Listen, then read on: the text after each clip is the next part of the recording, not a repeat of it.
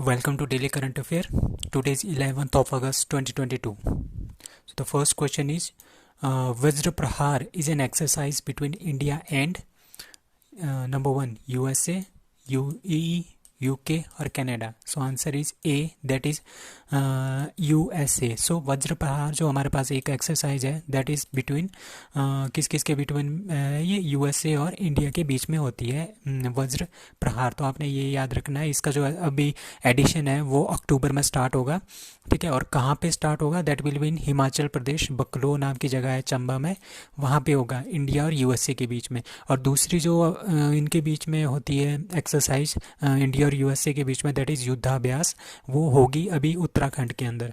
Now India और श्रीलंका के बीच में कौन सी होती है? स्लीनेक्स एंड मिशन शक्ति. ठीक है, आपने ये याद रखना है. और जापान के साथ कौन कौन सी होती है? एक धर्मगोडियन, एक एमपीएक्स. अभी हमने एमपीएक्स किया था एक दिन. वो किसके साथ भी होती है हमारे पास? एमपीएक्स हमारे पास किसके साथ भी होती है? फ्रांस के साथ भी होती है. और उसमें INS Tarkash will participate in that one. ठीक है. और आईएनएस तरकश कौन है?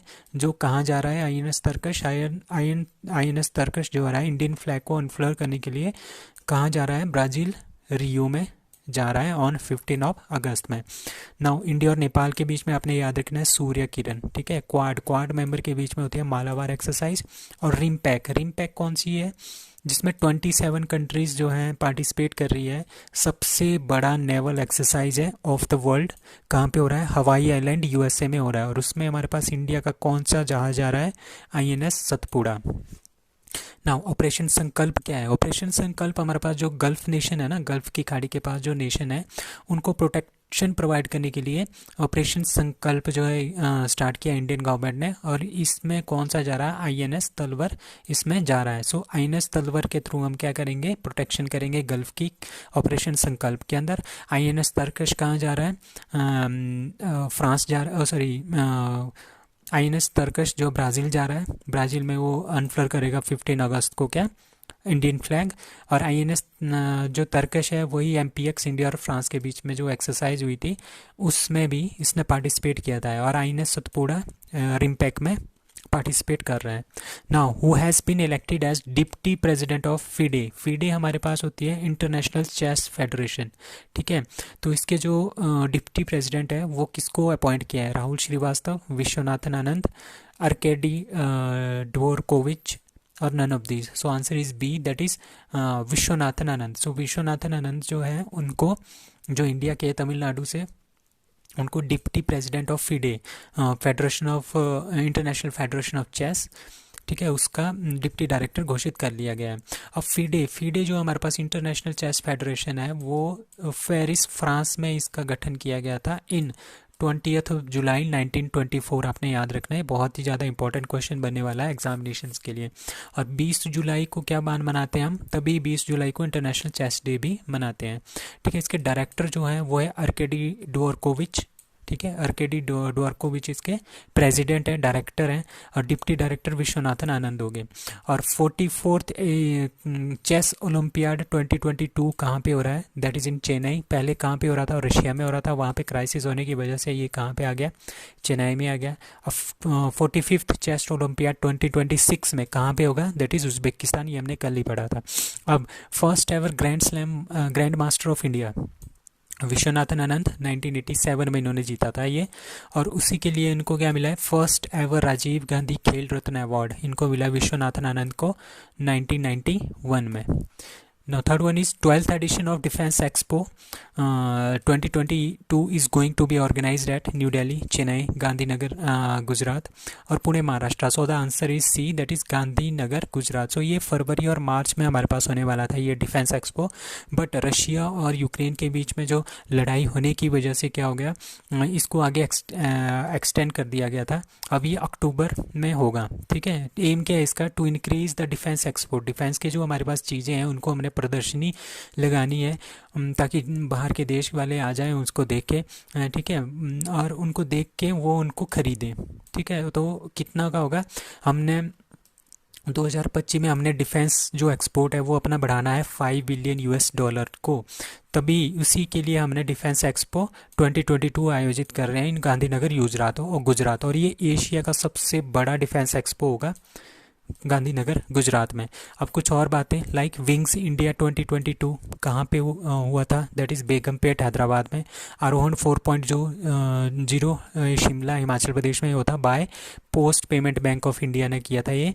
Who traditional WHO traditional medicine centre कहाँ पे खोला गया है, जामनगर गुजरात में। सीमा दर्शन योजना कहाँ पे स्टार्ट हुई है, गुजरात में। अब परवेज मार्केट लिंकेज स्कीम, जो ये परवेज मार्केट लिंकेज स्कीम है ये कहाँ पे स्टार्ट हुई है, जम्मू एंड कश्मीर, असम, बिहार और UP. So the answer is A, that is Jammu and Kashmir. So Jammu and Kashmir में हमने क्या स्टार्ट किया है, वहाँ की गवर्नमेंट ने दैट इज़ परवेज मार्केट लिंकेज स्कीम जो है स्टार्ट की है। ठीक है, इसके अकॉर्डिंगली क्या होगा, वहाँ पे बहुत सारे फल फ्रूट्स होते हैं, वहाँ पे हॉर्टिकल्चर होता है, एग्रीकल्चर होता है। ठीक है, उसकी वजह से जो फार्मर्स होते हैं उनकी अपलिफ्टिंग करने के लिए, ताकि उनको ज़्यादा से ज़्यादा क्या हो जाए, फ़ायदा हो जाए जम्मू एंड कश्मीर में, उसके लिए परवेज मार्केट लिंकेज स्कीम जो है लाई गई है। इस लिंकेज की वजह से क्या होगा, ये एग्रीकल्चर और हॉर्टिकल्चर पे फोकस करेगी।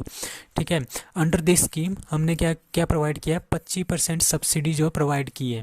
ठीक है, किसके लिए, जब जो जितना भी सामान है एग्रीकल्चर और हॉर्टिकल्चर का, उसको फ्लाइट में लेके जाने के लिए, फ्लाइट में मतलब कि कैरिंग, क्या बोलते हैं उसको, जहाज़ों के ऊपर ले जाने के लिए, एयर कार्गो में ले जाने के लिए कितना, 25% जो किराया लगेगा उसका 25% क्या करेंगे, उनको सब्सिडी देंगे। तो ये सब्सिडी है 25% अगर सामान लेके जाना हो थ्रू एयर कार्गो। ठीक है, अब केसर कहाँ का GI टैग है, J&K को प्राप्त है। J&K विधानसभा में 90 सीट्स हैं। ठीक है, डिलिमिटेशन कमेटी बैठी थी, कौन सी, रंजना देसाई कमेटी। ठीक है, अभी फरवरी में ही हुआ था ये, फरवरी मार्च में। अब लेफ्टिनेंट गवर्नर ऑफ J&K कौन है, मनोज सिन्हा। एंड दाचिंगम, एक ही नेशनल पार्क है हमारे पास जम्मू कश्मीर में, that is Dachigam national park in Jammu and Kashmir. Now next question is first Indian state to use national education policy 100% in higher education। तो हायर एजुकेशन में कहीं पे भी 100% हमने यूज़ नहीं किया है नेशनल एजुकेशन पॉलिसी 2020। सो कौन सी स्टेट है जिसने ये स्टार्ट किया है, हिमाचल, केरला, गोवा और Sikkim. So the answer is C, that is Goa. So Goa ने अनाउंस कर लिया है कि हम क्या करेंगे, वो क्या करेंगे, नेशनल एजुकेशन पॉलिसी 100% जो है हायर एजुकेशन में पूरी स्टेट में इसको लागू करेंगे। कौन है वहाँ के CM, that is Pramod Bhagat. ठीक है, education is a part of concurrent list में है, कौन सी अमेंडमेंट में ऐड किया गया था, 42nd कॉन्स्टिट्यूशन अमेंडमेंट में इसको ऐड किया था कंकरेंट लिस्ट में। उससे पहले ये कहाँ थी, स्टेट लिस्ट के अंदर। तो फर्स्ट स्टेट किस किस में है, गोवा। देखिए, जैसे यूनिफॉर्म सिविल कोड है आर्टिकल नंबर 44, वो इंडिया में कहीं पे भी लागू नहीं है, वो बस गोवा में लागू है। अब 100% हर घर जल स्कीम, पहला स्टेट कौन बना है, उसमें गोवा बना है। रेबीज फ्री कौन सी स्टेट बनी है पहली, that is Goa. And Goa was under, किसके अंडर था गोवा, पोर्चुगल के अंडर था अप टू 1961, 1498 या 1505 से लेके 1961 तक Goa was under Portugals. Goa became state in 1987 में ये स्टेट बना है। Now world's lion day observed globally on, ठीक है, 7 अगस्त, 8 अगस्त, 9 अगस्त और 10 अगस्त। So answer is D. So 10 अगस्त को हम मनाते हैं वर्ल्ड्स लायन डे। ठीक है, क्यों मनाते हैं, टू प्रोटेक्ट अवेयरनेस, ठीक है, स्प्रेड अवेयरनेस ऑफ लॉइंस के बारे में अवेयरनेस पैदा करो। ठीक है, और उनके कंजर्वेशन, उनको कंजर्व करो क्योंकि उनकी संख्या जो दिन दिन घट रही है। ठीक है, lions are silently danger and going to be extinct. ठीक है, ये बहुत बड़ी स्टेटमेंट है, going to be extinct worldwide. ठीक है, तो कुछ साल पहले, कुछ 3 मिलियन साल पहले क्या था, Africa, Asia, Europe and the middle east में बहुत सारे लॉयंस हुए करते थे, बट अब बहुत ही कम इनकी संख्या बची हुई है। तो इनको कंजर्व करने के लिए हम क्या मनाते हैं, वर्ल्ड्स लायन डे। अब 7 अगस्त को क्या मनाते हैं, नेशनल जेवलिन थ्रो डे। ठीक, क्योंकि इसी दिन पिछले 2021 में क्या किया था, नीरज चोपड़ा ने गोल्ड जीता था ओलंपिक में, टोक्यो ओलंपिक 2020 में। ठीक है, फर्स्ट टाइम इन 9 अगस्त 99 नहीं, जो ये है, ये वाला फर्स्ट टाइम ये जो मनाया गया था वो वर्ल्ड लायन डे मनाया गया था। ठीक है, और 9 अगस्त world tribal day, Nagasaki day भी इसी दिन मनाते हैं, वर्ल्ड ट्राइबल डे भी इसी दिन मनाते हैं। एंड 29 अगस्त को नेशनल स्पोर्ट्स डे मनाते हैं, which is the birthday of major Dhyanchand. So the next question is Serena William announces her retirement from which sports, कौन से स्पोर्ट्स से है वो? क्रिकेट, टेनिस, बैडमिंटन और squash. So the answer is B, that is tennis. तो ये काफ़ी ज़्यादा फेमस प्लेयर है, टेनिस प्लेयर है। वे 23 टाइम्स ग्रैंड स्लैम विनर है, ठीक है। और सेकंड नंबर है इनका ग्रैंड स्लैम विनर में, दैट इज़ 23 इन्होंने जीते हैं सेरेना विलियम्स ने, ठीक है। और पहले नंबर पे कौन है? दैट इज़ मार्गरेट कोर्ट, उन्होंने 24 ग्रैंड स्लैम जीते हैं। सो सेरेना विलियम्स जो है 41 ईयर की है, ठीक है। 73 कैरियर के इन्होंने सिंगल टाइटल जीते हैं, 23 कैरियर डबल्स टाइटल जीते हैं एंड 94 मिलियंस यूएस डॉलर का इन्होंने विनिंग है, इनकी कैरियर की winning. So most number of grand slam man के क्षेत्र में राफेल नडाल सबसे ज़्यादा है 22, नोवाक जोकोविच के 21 है, रोजर फेडरर के हैं 20। Now Commonwealth game 2022 India's flag bearer at the closing ceremony कौन होंगे? ठीक है, पीवी संधू, मनप्रीत सिंह, मीराबाई चानू, जेरेमी लाल नेरुंगा, निखत जरीन, शरद कमल, निखत जरीन और विनेश फोगट। ठीक है, तो हमारे पास इनमें से कौन से हैं? तो विनेश फोगट हमारे पास किसके हैं? रेसलिंग के हैं। निखत जरीन बॉक्सिंग की है, Nikhat Zareen boxing and Sharath Kamal is from table tennis. Jeremy Lalrinnunga weight lifting, Mirabai Chanu weight lifting, PV Sindhu किस में है?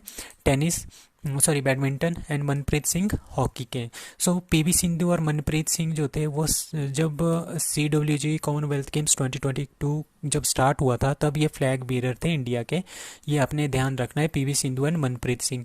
और जब क्लोजिंग सेरेमनी है उसमें कौन है? उसमें निखत जरीन और शरद कमल है, ठीक है। निखत जरीन एंड अचंता शरद कमल, ठीक है। ये दोनों हमारे पास फ्लैग बीरर है, ठीक है। किसने ये अनाउंस किया है? इंडियन ओलंपिक एसोसिएशन ने, ठीक है, कॉमनवेल्थ गेम 2022 में बर्मिंघम में, ठीक है। अचिंता जो शरद कमल है उन्होंने क्या जीता है इस बार? गोल्ड जीता है कॉमनवेल्थ गेम्स 2022 में। किस में जीता है? टेबल टेनिस में, ठीक है। उन्होंने लियाम पिचफोर्ड को फाइनल में हराया था। और निखत जरीन क्या है? बॉक्सर है, उन्होंने मैकनॉल को हराया था फाइनल्स में बॉक्सिंग में, फ्लाईवेट कैटेगरी में, अंडर 50 केजी कैटेगरी, आपने ये याद रखना है, 50 KG category in Commonwealth games 2022। इनका ये पहला कॉमनवेल्थ गेम था और पहले कॉमनवेल्थ गेम में इन्होंने गोल्ड मेडल जीत लिया है। तो नंबर ऑफ मेडल्स जैसे जैसे हमारे पास रेसलिंग जीते हैं इंडिया ने किस किस गेम में, जैसे रेसलिंग में 6 गोल्ड है, 1 सिल्वर है, 1 और 5 ब्रॉन्ज है, टोटल हमारे पास 12 है। तो सबसे ज़्यादा जो मेडल जीते हैं वो रेसलिंग में जीते हैं, फिर TT में जीते हैं, ठीक है, 4, 1 और 2, दैट इज़ 7।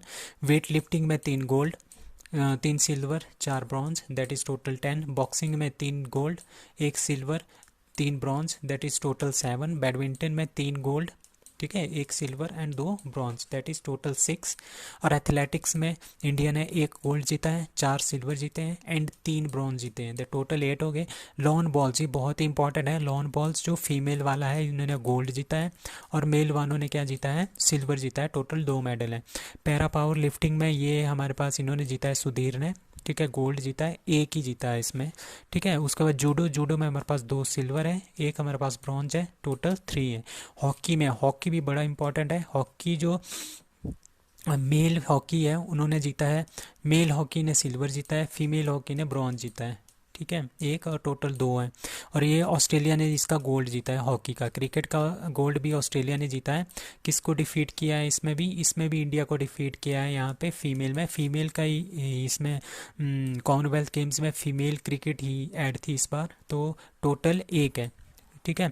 और स्क्वैश बहुत ही ज़्यादा इंपॉर्टेंट गेम है और इसमें 2 हमने ब्रॉन्ज जीते हैं फर्स्ट एवर टाइम, ठीक है, 2, ठीक है। टोटल हमारे पास कितने हैं? 61 मेडल्स हैं। PM Modi inaugurate 2G ethanol plant in, कहाँ पे PM मोदी ने 2G second generation ethanol plant कहाँ पे इनॉग्रेट किया है? पानीपत, अम्बाला, कुरुक्षेत्र और गुरुग्राम। सो द आंसर इज़, इसका आंसर है आपका पानीपत, ठीक है। आपने ये पानीपत याद रखना है, आंसर इज़ A, ठीक है। So prime minister Narendra Modi will dedicate to the nation via video conferencing के थ्रू, ठीक है, a second generation ethanol plant जो कि बना है हमारे पास 900 करोड़ रुपीस का, ये अपने ध्यान रखना है। कहाँ पे बना है? हरियाणा के पानीपत में ये बना हुआ है। तो इथेनॉल प्लांट हम क्यों जनरेट कर रहे हैं, क्यों इतने ज़्यादा उनकी जनरेशन बना रहे हैं? हम इसलिए बना रहे हैं क्योंकि हमारे पास कितना है, क्या है, हमारे पास पेट्रोल है, ठीक है, गाड़ियों में हम पेट्रोल वगैरह यूज़ करते हैं, ठीक है, एज ए फ्यूल यूज़ करते हैं। बट अब ये पेट्रोल बहुत ज़्यादा महंगा हो गया है, ठीक है, बहुत ज़्यादा महंगा है, महंगा भी हो गया है एंड इजीली अवेलेबल भी नहीं होता। अब इसमें हम क्या कर रहे हैं, इथेनॉल इसमें ऐड कर रहे हैं, ठीक है, इथेनॉल इसमें ऐड करेंगे। तो हमारा लक्ष्य है कि 2030 तक हम 20% इथेनॉल इसमें ऐड कर पाएंगे। तो हम हमारी गाड़ी क्या हो जाएगी, जो इथेनॉल होता है ये हमारे पास किसे घास फूस वगैरह जो पराली वगैरह होती है उससे हम इसको बना सकते हैं, ठीक है, इथेनॉल को। सो अगर हम इसको इससे बनाएंगे तो 20% रिप्लेस करेगा पेट्रोल को, 80% पेट्रोल 20% इथेनॉल, तो उससे हमारी गाड़ी चल पड़ेगी। तो पेट्रोल पे डिपेंडेंसी कम होगी और प्राइसेस जो है इसके ज़्यादा इफेक्ट नहीं पड़ेगा इससे इकॉनमी पे। तो इसके लिए हम इथेनॉल प्लांट को बहुत ज़्यादा वो कर रहे हैं, बना रहे हैं। So the dedication of this plant is a part of long series step taken by the government over the year boost production and usages of biofuels. Biofuels के प्रोडक्शन को भी इंक्रीज़ करेगा। कैसे? क्योंकि ये इसमें एडअप करेंगे हम पेट्रोल में, और इसके बायोफ्यूल्स और इसके यूज़ भी बहुत ज़्यादा हो जाएगा। अगर यूज़ ज़्यादा हो जाएगा तो ये हमारे पास क्या है, पोल्यूशन को भी कम करेगा, ठीक है। This is in line with the prime minister's constant endeavour to transfer energy sector to more affordable सस्ता हो जाएगा, ठीक है, असेसिबल हो जाएगा, कोई भी बना सकता है। इथेनॉल बन जाएगा तो आप ईजिली उसमें पेट्रोल में डाल के उसको कर सकते हैं। एफिशिएंट भी है, सस्टेनेबल भी है, क्योंकि पोल्यूशन वगैरह इससे कम होगा। सो नाउ रेडियो जय घोष, जो हमारे पास रेडियो जय घोष है, launched by CM Yogi on कौन सी एनिवर्सरी के उपलक्ष्य में रेडियो जय घोष सीएम योगी ने लॉन्च किया है? Kakori train action, quit India movement, August offer और Nagasaki nuclear tragedy. So the answer is A, that is Kakori train action. So it Kakori train action कब हुआ था? 9 अगस्त को हमारे पास ये हुआ था, ठीक है। इसमें क्या हुआ था हमारे पास, ये लखनऊ में 9 अगस्त 1925 को हुआ था, ठीक है। काकोरी कहाँ पे? ये लखनऊ में है, ठीक है। ड्यूरिंग द इंडिपेंडेंस मूवमेंट के टाइम हुआ था, ब्रिटिश राज के टाइम में, and it was organised by Hindustan Republic Association ने इसको किया था। इसमें ठीक है। और आपका क्विट इंडिया मूवमेंट कब हुआ था? ये हमारे पास हुआ था 7 अगस्त को, 7 अगस्त 1946 को, सॉरी 1942 को, ठीक है। और अगस्त ऑफर कब हुआ था हमारे पास? 7 अगस्त 1940 को, ठीक है। नागासाकी ट्रेजेडी इज ऑन एक तो का हिरोशिमा में 6 को बम डाला गया था, परमाणु बम, और 9 को नागासाकी में, ठीक है। तो ये हो गया। As a part of celebration आज़ादी का अमृत महोत्सव, आपको पता है 75 ईयर्स हमारे होने वाले हैं इस बार, 75th ऑफ हमारा इंडिपेंडेंस है, तो आज़ादी का अमृत महोत्सव है। उत्तर प्रदेश के चीफ मिनिस्टर योगी आदित्यनाथ ने एक बनाया रेडियो जय घोष, ठीक है। तो इस रेडियो जय घोष में क्या होगा? फोक आर्ट होगा यूपी का, गैलेंट्री अवार्ड्स वगैरह रिसिप्टेंट जो होंगे उनके नाम बहुत बताए जाएंगे कौन कौन है। द स्टेट डिपार्टमेंट का कल्चर भी इसमें आ जाएगा, and developing community also radio station भी है ये, ठीक है। तो लखनऊ में ये कौन सी जो रेडियो जय घोष है वो कौन सी फ्रीक्वेंसी पे ऑडिबल होगा? दैट इज़ 17.8 मेगा हर्ट्स पे ये वो होगा, आएगा, ठीक है। और इसमें जो थे हिंदुस्तान रिपब्लिक एसोसिएशन में, इसमें हमारे पास आज़ाद चंद्रशेखर भी थे, ठीक है। उन्होंने इसमें एक ब्रिटिशर्स जो कमिश्नर थे उनको मार दिया था when he was only 15 years old, ठीक है। This was Kakori train action. So radio जय घोष कौन सी एनिवर्सरी को मनाने के लिए किसके उपलक्ष्य में किया गया है, लॉन्च किया गया है? That is Kakori train action. Thank you.